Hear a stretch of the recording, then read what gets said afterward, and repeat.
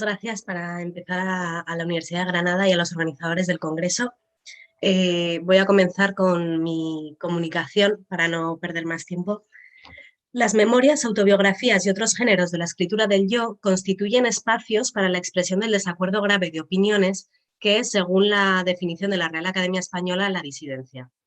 La producción de memorias de la España reciente está atravesada por el tema fundamental de la guerra civil como objeto catalizador de disidencias. La voluntad de testimoniar la propia vivencia de la contienda por parte de testigos y participantes es el germen temático fundamental de muchas obras autobiográficas que empiezan a publicarse en masa en los años finales de la dictadura, tanto por defensores como por opositores al franquismo. La tensa proximidad entre ficción y no ficción de estos relatos, que por una parte se basan en sucesos reales, pero por otra asumen forma narrativa y están condicionados por el filtro del recuerdo, quizá explica el surgimiento de autobiografías ficcionales, textos de naturaleza ficcional en los que se narra, a menudo desde una situación de primera persona stanceliana, la vida de personajes que participan en la guerra civil.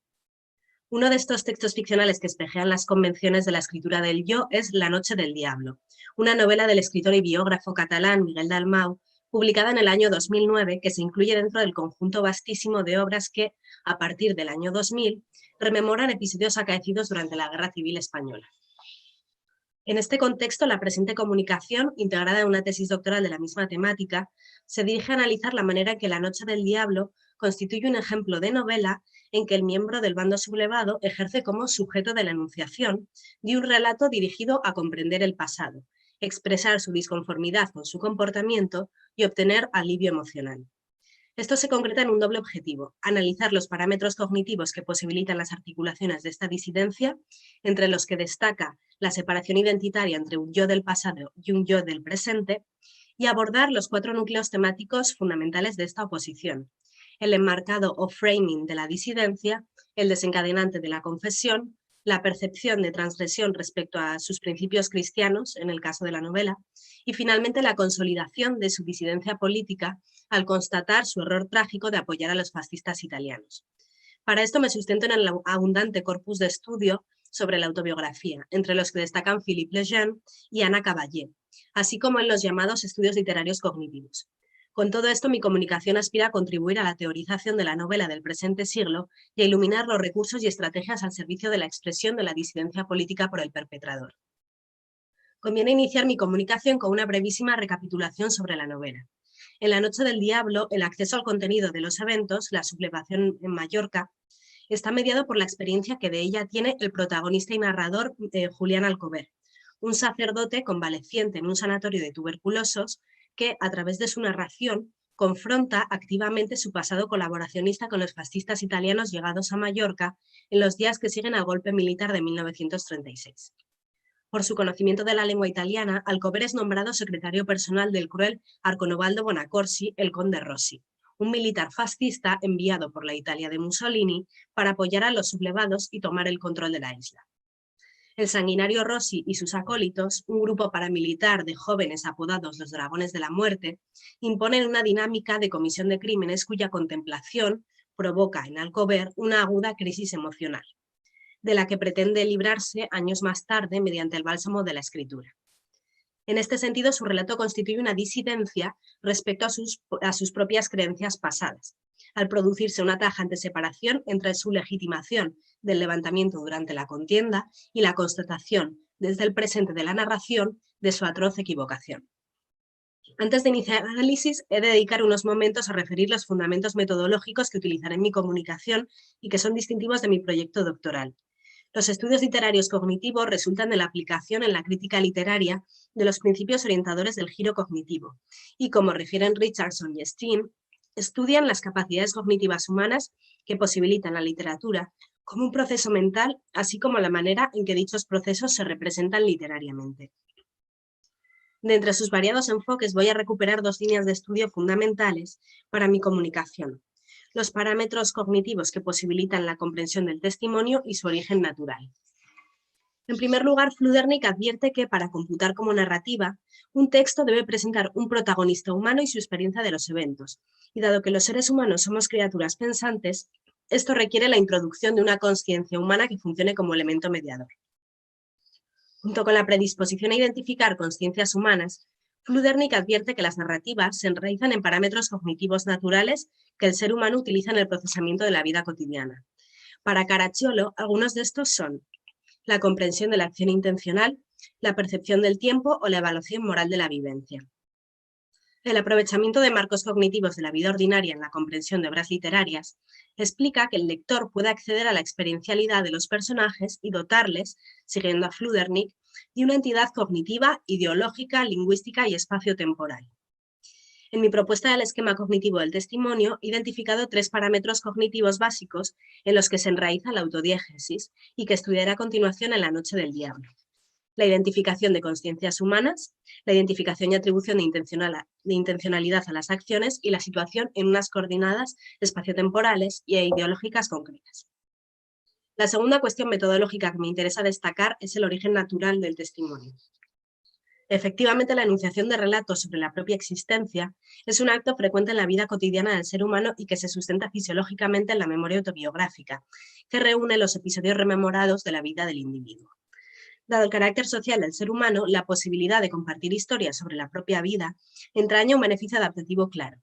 Además del fortalecimiento del vínculo entre individuos, la reflexión que exige la narrativización permite el aprendizaje sobre las experiencias previas, así como la consolidación de una determinada idea del yo.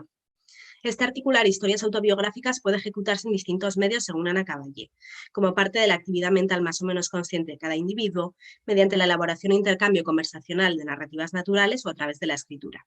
Como indica Caballé, lo habitual para todo ser humano es utilizar las 2 primeras, pero muy pocos eligen la tercera vía, la vía escrita. En cualquier caso, esta tendencia natural al testimonio se reafirma con determinadas formas socioculturales, como por ejemplo la idea de confesión en un sentido cristiano. Y así Pozuelo y Bancos y Villanueva notan que el desarrollo de la autobiografía se desarrolla con mayor velocidad en sociedades occidentales en las que determinadas prácticas de la antropología cristiana están generalizadas, ¿no?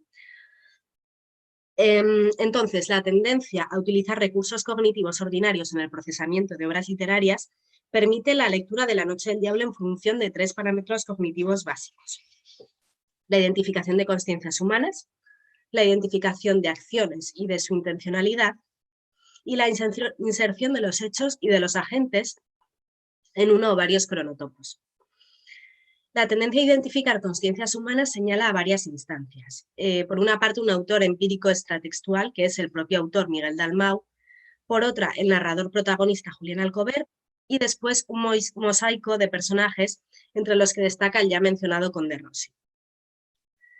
Conviene notar que la experiencialidad del narrador protagonista, de Julián Alcover, se desdobla en 2 instancias principales. Un yo vivencial, que es Julián Alcover en el pasado, como un sacerdote que ejerce de secretario personal del conde Rossi durante el inicio de la Guerra Civil en Mallorca, y un yo narrador o yo reflexivo, que está encarnado en un anciano enfermo, arrepentido, que redacta sus memorias y que espera a su muerte. Entre ambas identidades media efectivamente una gran distancia ideológica y afectiva. Mientras que el yo del pasado justifica esta sublevación militar y está seducido por el fascismo, el anciano arrepentido ya se le ha caído la venda de los ojos. En esta valoración del pasado se arrepiente no tanto de su ideología como de los medios utilizados para su defensa, que están sembrados de actos de perpetración. El segundo